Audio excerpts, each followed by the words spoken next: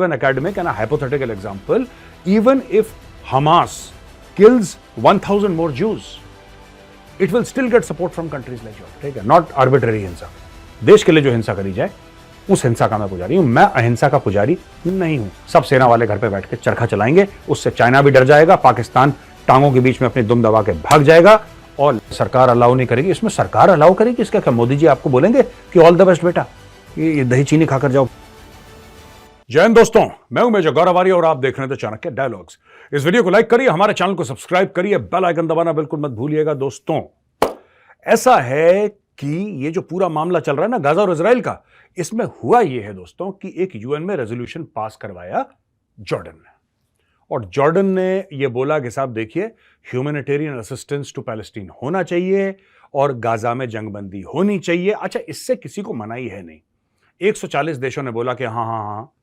कुछ लोगों ने एब्सटेन करा. एब्सटेन करने वाले में से एक मुल्क इंडिया भी था. अच्छा, मैं आपको बताता हूं कि मुल्कों को प्रॉब्लम क्या हुई, देशों को प्रॉब्लम क्या हुई इससे. बात यह है कि ये जब आप पूरी दुनिया में ऐसी बात करते हैं ना कि ऐसा हो गया और ऐसा होना चाहिए, तो दोनों तरफ की कहानी आनी चाहिए. जज भी जब फैसला सुनाता है दोस्तों, तो दोनों तरफ के जो आर्ग्यूमेंट हैं जज वो सुनता है, फिर जज अपना फैसला सुनाता है. जज साहब ये कहते हैं कि मैंने दोनों की आर्ग्यूमेंट सुनी है, अब मैं समझता हूं कि ये फैसला होना चाहिए. राइट? लेकिन यहां पर ऐसा नहीं हुआ. जॉर्डन ने बोला, अच्छा मुझे नहीं पता जॉर्डन को इतनी खास खुजली क्यों है अंग विशेष में, क्योंकि जॉर्डन को तो जूते मारे थे पैलेस्टीनियंस ने. जब ब्लैक सितंबर की हम स्टोरी सुनाते हैं, इनके तो राजा को मारने की साजिश करी थी. अब इनके मन में नया नया इस्लाम जागा है जॉर्डन के, फिर से ये भूल गए.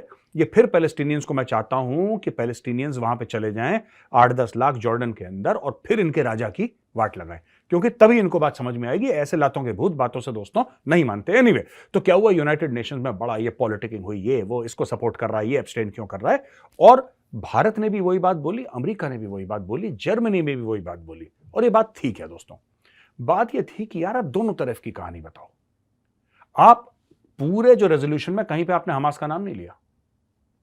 पूरे रेजोल्यूशन में कहीं पे आपने एक बात भी नहीं ऐसी करी कि वो यहां से लोगों को उठा के ले गए और उनको बंदी बना लिया. कहीं आपने ये नहीं लिखा कि उन्होंने टेररिस्ट एक्ट करी है, बच्चों को मारा है. आपने हमास को बिल्कुल साफ कर दिया. मैं आपको बताता हूं ये क्या बात है. और दोस्तों, बात बहुत कड़वी है और कई लोगों को बात पसंद नहीं भी आएगी, लेकिन मैं आपको बताता हूं उस कड़वाहट के पीछे एक सच है यार. और सच पता है क्या है? यहां पे सारा गेम रिलीजन का है, सारा गेम मजहब का है, सारा गेम धर्म का है. ये जो रेजोल्यूशन है, जॉर्डन एक मुस्लिम कंट्री है और जाहिर सी बात है जॉर्डन हमास का साथ देगी. मैं कह रहा हूं हमास जो है, भगवान ना करे कभी ऐसा हो, मैं सिर्फ एग्जाम्पल देने के लिए कह रहा हूं, only to give an academic and hypothetical example. Even if Hamas kills 1,000 more Jews, it will still get support from countries like Jordan. मैं आपको सच बता रहा हूं. ये इसीलिए आपने देखा किसी भी मुस्लिम कंट्री ने हमास को कंडेम नहीं करा ही नहीं. हमास को कंडेम साहब किसी ने ये नहीं बोला कि गलत है. और जिसने हल्की आवाज में बोला भी, बिल्कुल हल्की आवाज में, जिसने मिमियानी सी आवाज भी निकाली कि यार ठीक है हमास ने अटैक करा, लेकिन आप देखिए उसके पीछे वजूहात हैं, यही लोग ओसामा बिन लादेन को भी सपोर्ट कर रहे थे. ओसामा बिन लादेन के लिए भी यही लोगों ने क्या बोला था कि हाँ ठीक है गलत करा उसने, 9/11 3,000 बंदे मार दिए ओसामा ने. लेकिन यार एक बात समझो, वो भी तो मजबूर था यार, वो भी तो मजबूर था. वो क्या करता? इन लोगों ने ओसामा बिन लादेन तक को सपोर्ट कर दिया. तो मैं आपको एक बात बता रहा हूं कि यहां पे पूरा जो गेम चल रहा है दोस्तों, वो चल रहा है मजहब का. और ऐसी बात नहीं है कि ये गेम सिर्फ वहां पे मजहब का चल रहा है, भारत में भी मजहब का गेम चल रहा है. और आज मैं आपको बताऊंगा कैसे भारत में मजहब का गेम चल रहा है. अच्छा, ये देखिए पहले प्रियंका गांधी जी का ट्वीट. देखिए अपने स्क्रीन पे, पूरे स्क्रीन पे एडिटर साहब जरा प्रियंका गांधी जी का ट्वीट लगाइए और 30 सेकंड तक लोगों को पढ़ने दीजिए ट्वीट, फिर मैं इस ट्वीट पे आऊंगा.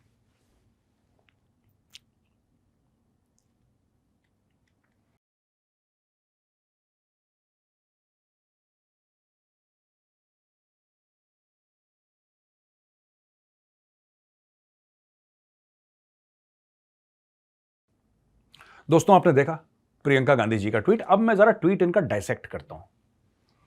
पहले इन्होंने बोला कि an eye for an eye makes the whole world blind, Mahatma Gandhi. एक तो गांधी जी ने ऐसी ऐसी बातें बोली हैं और अब वो हमें याद भी करनी पड़ती हैं. ठीक है, और लोग ये भी चाहते हैं कि उस रास्ते पे आप चलें, अमल करें, जो कि बड़ा मुश्किल है बॉस. ऐसा नहीं होता. आई फॉर एन आई ही चलता है. अगर आपको ज्यादा सुख शांति पसंद है आपको, तो आप भारतीय सेना को बोलें कि आप घर में बैठो, कोई बात नहीं, कल चीन घुसाएगा दिल्ली तक। आप बोलना कि अच्छा एक काम करो चीन, तुम्हारे पास टैंक है ना, है तुम्हारे पास टैंक चीन, बोलो। चीन बोलेगा यस हमारे पास टैंक है। आप बोलना हमारे पास चरखा है, हम तुम्हें अपने चरखे से डराएंगे, पसीना निकल जाएगा चाइना का, है भाई। लश्कर तैयबा के जब टेररिस्ट आएंगे तो आप उनको बोल देना कि तुम भी मेरे साथ क्यों AK-47 लेके खड़े हो, तुम क्यों बंबई में मारकाट कर रहे हो, क्यों दिल्ली में मारकाट कर रहे हो, आओ दोनों भाई बैठ के चरखा चलाएं। आप ऐसे ही बोलोगे ना। तो दोस्तों मैं इन चीजों को बिलीव नहीं करता, इन पे मेरा कोई भी 0% विश्वास है। I believe in violence for defending the nation. I am a strong proponent of, I am not a non violent man, neither in thought word और डीड। ठीक है ना। मुझे अहिंसा ना कल पसंद थी, ना आज पसंद है, ना कल पसंद होगी। मुझे हिंसा पसंद है, मैं हिंसा का पुजारी हूं, ठीक है। लेकिन कौन सी हिंसा? जो देश के लिए करी जाए, ठीक है, नॉट आर्बिट्ररी हिंसा। देश के लिए जो हिंसा करी जाए उस हिंसा का मैं पुजारी हूं। मैं अहिंसा का पुजारी नहीं हूं। जिसको जो करना है, जिसको ट्रोल करना है, जिसको जो करना है कर ले भाई, ठीक है जी। शस्त्र और शास्त्र एक साथ चलते हैं। अच्छा जी, फिर प्रियंका गांधी ने यह बोला कि आर नेशन वॉज फाउंडेड, यानी हमारे नेशन की, हमारे देश की, भारतवर्ष की नींव रखी गई थी नॉन वायलेंस पे, यानी अहिंसा पे। यह सबसे बड़ा फ्रॉड है, सबसे बड़ा झूठ है। पता नहीं प्रियंका जी, जब क्लासरूम में सबक पढ़ा रहे थे या जो भी आपको पढ़ा रहे थे स्कूल में, आप क्लास में थी, आप क्लास में नहीं थी, आप अटेंशन पे कर रही थी कि नहीं? मैं आपको बताता हूं यह बहुत बड़ा फ्रॉड है। मैं आपको नहीं बोल रही है, मैं कह रहा हूं कि आपने भी वही सीखा, मुझे भी स्कूलों में यही सिखाया गया, आपको भी स्कूल में वही सिखाया गया, मुझे भी ये सिखाया गया। आप पता नहीं यू आर पेइंग अटेंशन और not, but I was paying attention. और मैं आपको एक बात बताता हूं, ये जो बात है ना कि भारत की नींव 1947 में नहीं रखी गई भगवान के लिए, हाथ जुड़वा लीजिए। भारत हजारों साल से है। भारत का इतिहास 5,000 साल से ज्यादा रिकॉर्डेड हिस्ट्री है भारत की भाई। 5,000 साल से ज्यादा रिकॉर्डेड हिस्ट्री है भारत की। आप क्या बात कर रहे हैं? 1947 में भारत अंग्रेजों से आजाद हुआ, बस इतनी सी बात थी 1947 की, ना इससे ज्यादा ना इससे कम। 1947 India gained independence from the British, that's it, ठीक है। अब मैं आपको बताता हूं प्रियंका जी, आप कहां गलत चल रही हैं। मैं अक्सर दोस्तों राजनीतिक कमेंट नहीं करता, आपने देखा होगा जियो पॉलिटिक्स और फॉरेन अफेयर्स की शो है, नेशनल सिक्योरिटी की शो है, हमें कोई लेना देना नहीं कौन सी पार्टी कौन सा चुनाव। ओ भाई साहब, आपको क्या लगता है कि कर्नाटक में मेरी बला से कोई भी जीते? यार मैंने थोड़ा ना इलेक्शन लड़ना है, ना मुझे टिकट चाहिए इलेक्शन लड़ने के लिए, ना मुझे तमीज है इलेक्शन लड़ने की, ना मैं अगर लड़ूंगा तो मैं जीतूंगा, तो मुझे तो वैसे भी कोई फर्क नहीं पड़ता, ठीक है। लेकिन ये बात जब बात करते हैं ना, तब मेरा दिल बड़ा दुखता। अब मैं आपको बताता हूं, भारत अहिंसा का देश है। हिंदुओं के कौन से ऐसे देवी देवता हैं जिनके हाथ में हथियार नहीं है? पहले उनका नाम बताओ मुझे, कमेंट में लिखो। देश के आदर्श मर्यादा पुरुषोत्तम प्रभु श्री राम, क्या उनके हाथ में हथियार नहीं है? क्या भोले बाबा के हाथ में हथियार नहीं है? क्या ब्रह्मा विष्णु भगवान के हाथ में हथियार नहीं है? किसके हाथ में? मुझे समझ में नहीं आ रहा कि ये अहिंसा का मामला चैप्टर कहां से शुरू हो गया। ये क्यों हमने अपने आप को झूठ बोला है कि हम अहिंसावादी हैं, we are not peaceful people, we were never peaceful people. यहां पे लड़ाइयां हुई हैं। महाभारत कहां पे हुआ है? महाभारत की लड़ाई तो भारत भूमि पे हुई थी। आप बताइए, आपने देखी है छत्रपति शिवाजी महाराज की कोई तस्वीर आपने देखी है बिना तलवार के? श्री गुरु गोविंद सिंह जी महाराज, आपने उनके साथ एक बाज देखा है, ईगल, आपने धनुष बाण देखा है, आपने तलवार देखी है। आपने कभी पृथ्वीराज चौहान को देखा है बिना तलवार के? अब आप आजादी के पास थोड़ा सा आ जाइए, उसके पहले का वक्त है। शहीद भगत सिंह जी की क्या फिलॉसफी थी, यह बताइए मुझे। फिर मैं आपसे पूछना चाहता हूं कि चंद्रशेखर आजाद जी की क्या फिलॉसफी थी? उनका अंत कैसे हुआ? उनका देहांत कैसे हुआ? उनका स्वर्गवास कैसे हुआ? क्या उनके हाथ में पिस्टल थी कि नहीं थी? खुद सोच के बताइए। महारानी लक्ष्मीबाई, खूब लड़ी मर्दानी, वो तो झांसी वाली रानी थी। वो कौन थे लोग? Mangal Pandey, first war of Indian independence, जो हमारी आजादी, हमारी स्वतंत्रता का पहला संग्राम था, 1857। ये कौन थे लोग? नेताजी सुभाष चंद्र बोस, ये कौन थे? तो यार ये जो पूरी फिलॉसफी हमें सिखाई गई है, पूरी जो स्टोरी हमें सिखाई गई है ना, कि हम बड़े अहिंसावादी थे, कोई एक थप्पड़ मारेगा तो अपना दूसरा गाल, ये गांधी जी ने इन्वेंट करके हमें खिचड़ी खिला दी और हम लोगों ने खा ली। देखिए, मैं गांधी जी की इज्जत करता हूं, लेकिन मैं इस बात पे गांधी जी को नहीं मानता। I believe in a Nations military strength. मैं शांति का पुजारी नहीं हूं, क्योंकि शांति की गारंटी हिंसा ही दे सकती है, शस्त्र ही शांति की गारंटी है। ये बात आप समझ लीजिए। जो आश्वासन है ना शांति का, वो शस्त्र ही दे सकते हैं। तो ये इन्होंने ऐसी बात कर दी प्रियंका जी ने, जो कि मैं बिल्कुल डिसएग्री करता हूं। और ये क्यों करी मैं आपको बताता हूं, नेतागिरी की क्या बात है।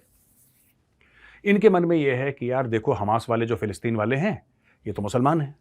मैं आपको बता रहा हूं इनके दिमाग में क्या चल रहा है। ये जो उल्टी सीधी ये कैलिस्थेनिक्स करते हैं ना, मैं सब समझता हूं।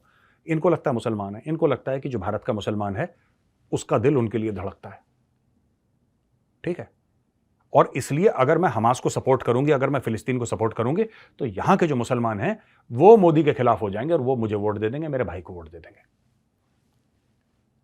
She is saying I am ashamed. मैं बता रहा हूं प्रियंका जी, सुनिए, मैं पॉलिटिक्स में कभी किसी ने, जो कांग्रेस का सपोर्टर है उसने भी कभी नहीं देखा होगा मुझे पॉलिटिक्स में बोलते हुए, क्योंकि मुझे इंटरेस्ट भी नहीं है, ठीक है। लेकिन आज मैं बोलूंगा, आज मैं क्यों बोलूंगा। आपने बोला you should be ashamed. Bharat ने यूनाइटेड नेशंस में क्या कदम उठाया, उसके लिए आप अशेम्ड होना हो, इसके लिए जरूर अशेम्ड होना चाहिए कि इतने सारे इलेक्शन एक के बाद एक के बाद एक हार रहे हैं। अगर आपको भारत की विदेश नीति बदलनी है तो चुनाव जीतिए, बनिए प्रधानमंत्री, लाइए absolute majority in both houses of parliament, bill अपने पास करवाइए, बोलिए कि भारतीय सेना को हम घर भेज रहे हैं, पार्लियामेंट का फैसला है, पूरी भारतीय सेना घर बैठेगी और सबके हाथ में AK-47 हटा के सबके हाथ में चरखा होगा, सब सेना वाले घर पे बैठ के चरखा चलाएंगे। उससे चाइना भी डर जाएगा, पाकिस्तान टांगों के बीच में अपनी दुम दबा के भाग जाएगा और लश्कर तैयबा और जैश ए मोहम्मद रिटायरमेंट ले लेंगे। बोल दीजिए आप। ना चुनाव जीतना, वो भी नहीं काम करना, जो बेसिक काम है वो भी नहीं करना। अब मुझे देखिए, मैं रोज चाणक्य डायलॉग्स रिकॉर्ड करता हूं, मैं अपना काम कर रहा हूं, ये मेरा काम है, छोटा काम है। आप लोगों के सामने मैं बहुत छोटा हूं, मेरा कद बहुत छोटा है, आपके परिवार के सामने, गांधी परिवार के सामने मेरा खुद का कद बहुत छोटा है, लेकिन मैं रोज ईमानदारी से अपना काम करता हूं, चाहे वो छोटा काम क्यों ना हो। लोग कहते हैं ना काम कोई छोटा बड़ा नहीं होता, मैं वैसे काम की बात नहीं कर रहा, मैं सिर्फ ये कह रहा हूं कि अगर पूरे आपको, मुझे कौन जानता, मुझे कोई नहीं जानता, आपको सब जानते हैं, लेकिन मैं रोज अपनी ईमानदारी से काम करता हूं। आप लोग नहीं करते हैं ईमानदारी से काम, ठीक है। ईमानदारी से काम करना है, ये सब छोड़िए, इन झंझटों मत पड़िए, वोटर के पास जाइए, चुनाव जीतिए सबसे पहले। Please win elections, that is your primary job and you have not been doing your primary job.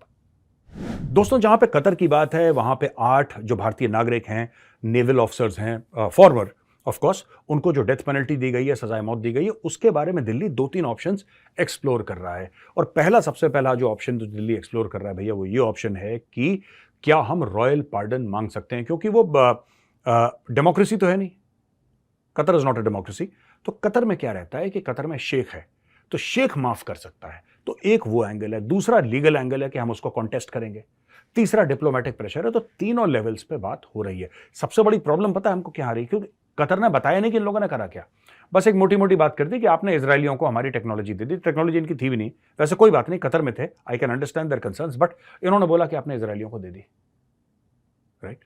लेकिन क्या है कि हमारे कतर के साथ ऐसे संबंध हैं, बड़े अच्छे बड़े तगड़े संबंध हैं। और कतर के साथ एक और वो है कि we have signed an agreement with Qatar. हमारा कतर के साथ एक एग्रीमेंट है जहां पे अगर किसी भारतीय को कतर में सजा मिलती है तो उसको वापस इंडिया भेजा जाता है और यहां पे वो सजा पूरी होती है। इसका एक प्रावधान है, भारत उस प्रावधान को भी they are looking at that also.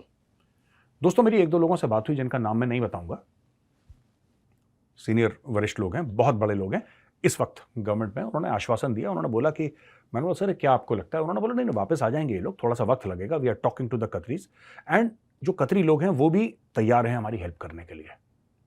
लेकिन दोस्तों, ये हुआ क्यों? ये इसलिए हुआ है पूरा मामला, लोग कई पूछ रहे हैं मेजर साहब आखिर हुआ क्यों, कारण क्या है, कारण क्या है? कारण ये है कि जो भारत का स्टेप है ना कि हम इजराइल के साथ खड़े हैं।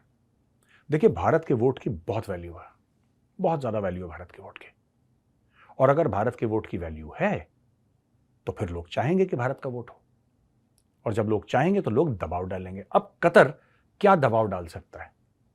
आप मुस्लिम देशों की एक बात सुनिएगा, कभी आप सोचिएगा, सबके सब फिलिस्तीन के साथ खड़े हैं, सबके सब, ओके। पर एक भी ये नहीं चाहता कि एक भी पैलेस्टीनियन उसके पास आए। पहले हम थोड़े डाउट क्लियर कर देते हैं लोगों के, जो दिल्ली में है ना वो लड़के लड़कियां यंग जिनके दिमाग खराब हैं, वी आर विथ पैलेस्टीन। शांत रहो तुम बेटा, अंकल सिखा रहे हैं, अंकल से सीख लो। पहले सबसे पहली चीज, एक भी मुस्लिम देश ये नहीं चाहता कि कोई फिलिस्तीनी अपने कदम उनकी सरजमीन पर रखे। ठीक है, दूर से सब सपोर्ट है, बताओ ट्विटर पे क्या करना है, यूएन में कौन सा भाषण देना है, ये सब है, लेकिन तुम अंदर नहीं आओगे। इतने अमीर अमीर देश हैं मुस्लिम देश, तेल पे तैर रहे हैं। लोगों का यह कहना है कि कुछ ऐसे मुसलमान देश हैं दुनिया में जिनके पैरों के नीचे ना रेत नहीं है, तेल है। इतना तेल है इनके पास। कितने पैसे दे दिए इन्होंने पैलेस्टीनियंस को अभी तक, जरा बताइए, कितने पैलेस्टीनियंस को पैसे दे दिए इन्होंने, या पैलेस्टीनियन अथॉरिटी को कितने पैसे दे दिया? कुछ होगा, कुछ दिया होगा, कुछ 100 करोड़, 200 करोड़, 500 करोड़, 1000, कुछ तो दिया होगा। क्योंकि मामला सारा का सारा रिलीजन पे चल रहा है, मामला सारा का सारा इस्लाम पे चल रहा है, लेकिन पैसे कोई नहीं दे रहा, मदद कोई नहीं। सबके पास फौजें हैं, सबके पास फौजें हैं। क्या कतर के पास फौज नहीं है? क्या ओमान के पास फौज नहीं है? क्या सऊदी अरब के पास फौज नहीं है? क्या ईरान के पास फौज नहीं है? क्या पाकिस्तान के पास फौज नहीं? आप बताइए, कौन सा ऐसा मुस्लिम देश है जिसके पास अपनी आर्मी नहीं है? किसी एक मुस्लिम देश ने यह बोला कि हम अपनी फौजें भेज रहे हैं? आपको क्या लग रहा है, आप यूनाइटेड नेशंस में बोलोगे हम रेजोल्यूशन पास कर रहे हैं, उससे इजराइल रुक जाएगा? उससे होगा क्या?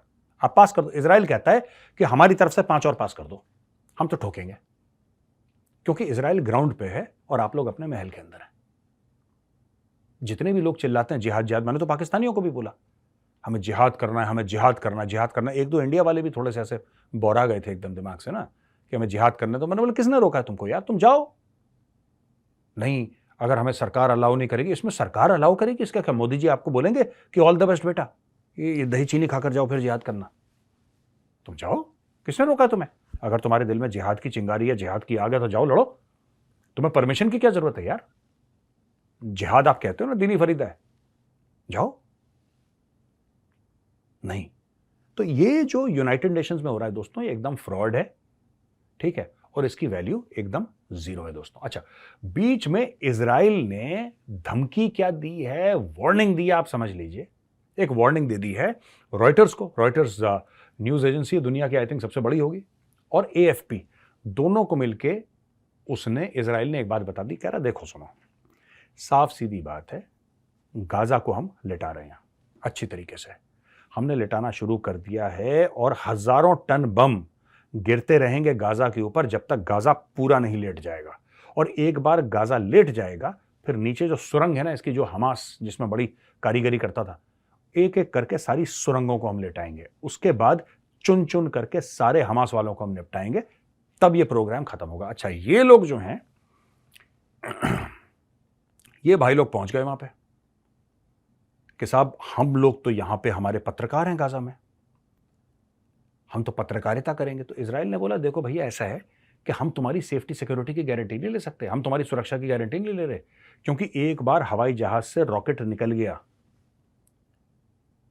राइट, एक बार वो रॉकेट निकल गया, एक बार प्रेडेटर ड्रोन से वो हेलफायर मिसाइल निकल गई, वंस इट इज फायर्ड, उसके बाद उसको ये नहीं पता कि वहां पे पत्रकार खड़ा है कि हमास वाला खड़ा है।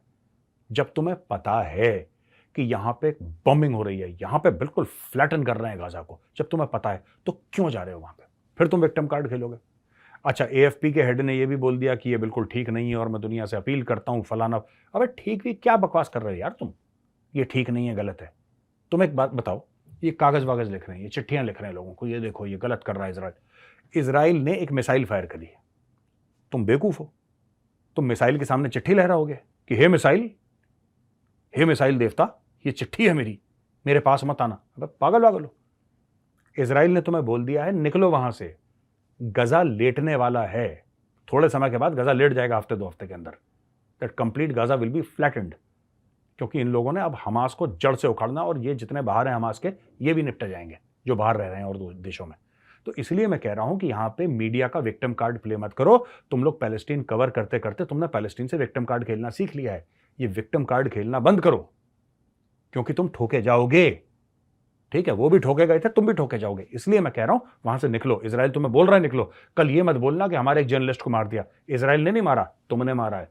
मैं किसको कह रहा हूं? मैं रॉयटर्स के हेड को कह रहा हूं, मैं एएफपी के हेड को कह रहा हूं, you will be responsible for the death of your own journalist because Israel did not suddenly bomb the places.